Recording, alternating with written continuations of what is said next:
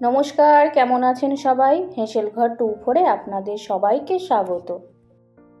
মুখে লেগে থাকার মতন পনিরের দারুণ একটি রেসিপি নিয়ে আমি চলে এসেছি। এইরকমভাবে পনির রান্না করে খেলে আপনার আর অন্য কোনো কিছু খেতে ইচ্ছে করবে না। পনিরের এই রেসিপিটি দিয়ে আপনি রুটি, লুচি, পরোটা বা পোলাও সব কিছুর সাথেই খেতে পারবেন। আমি আজকে বানাবো পনির ভাপা।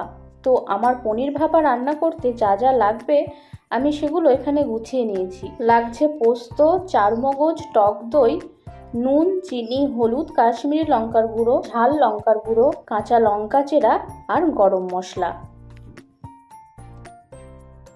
ঘি, বাটার আর সর্ষের তেলও লাগবে, যেটা আমি এখানে দেখাইনি। রান্নাতে আমি ব্যবহার করেছি, আপনারা সেটা দেখতে পারবেন।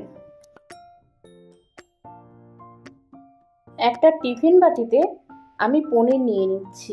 এখানে 300 গ্রাম পনির আছে। পনিরগুলো এরকম পিস পিস করে কেটে নিয়েছি। এবার সমস্ত মশলাপাতি একে একে মাখিয়ে নেব। প্রথমেই দিয়ে দিলাম চারমগজ বাটা, দিলাম পোস্ত বাটা, পরিমাণ মতো হলুদ দিয়ে দিলাম, পরিমাণ মতো নুন দিয়ে দিলাম, দিলাম স্বাদ মতো চিনি, কাশ্মীরি লঙ্কার গুঁড়োটাও দিয়ে দিলাম, দিলাম ঝাল লঙ্কার গুঁড়ো, টক দই দিয়ে দিলাম, গরম মশলার গুঁড়ো দিয়ে দিলাম। এবার সমস্ত উপকরণগুলো একসাথে মাখিয়ে নেব। দিলাম সর্ষের তেল,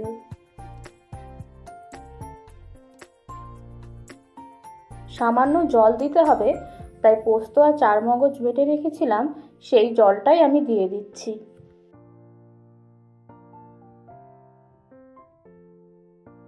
বেশ কয়েকটা চেরা কাঁচা লঙ্কা দিয়ে দিলাম, দিয়ে দিলাম বাটার। এইভাবে একবার অবশ্যই বাড়িতে পনির রান্না করে দেখবেন। বিশ্বাস করে দেখুন, খুবই ভালো টেস্ট হয়। এবার টিফিন বাটির ঢাকনাটা লাগিয়ে দেব।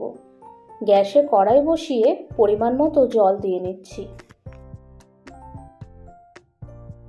জলের মধ্যে একটা স্ট্যান্ড বসিয়ে নিলাম, তাহলে ভাপ দেওয়ার সুবিধা হবে। আরও খানিকটা জল দিয়ে আমি টিফিন বাটিটা বসিয়ে দিলাম আর উপর থেকে একটা ঢাকনাও দিয়ে দিলাম। এখন 20 মিনিট স্টিম পাওয়ার জন্য রেখে দেব।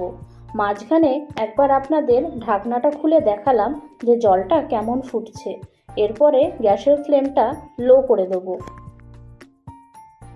20 মিনিট পর ঢাকনাটা খুলে দিলাম।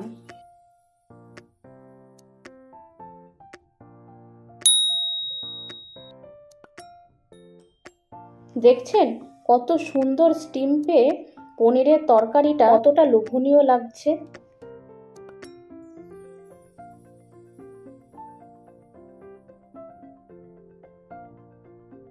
এই রকম গরম থাকতে থাকতেই ঢাকনাটা খুলে সামান্য পরিমাণ ঘি দিয়ে দিলাম, আবার ঢাকনাটা লাগিয়ে দেব।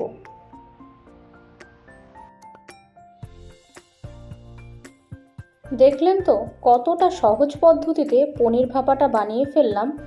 আপনারাও বাড়িতে অবশ্যই ট্রাই করবেন। পনিরটা এত সুন্দর সফট হয়েছে যা বলে বোঝানোর না। আপনারা দেখেই বুঝতে পারছেন আশা করি। পনির ভাপা ফাইনালি আমার কমপ্লিট।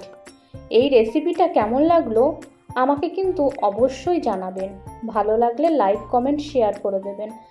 দেখা হবে আবারও অন্য কোনো রেসিপি নিয়ে। ভালো থাকবেন, সুস্থ থাকবেন। নমস্কার। Thanks for watching.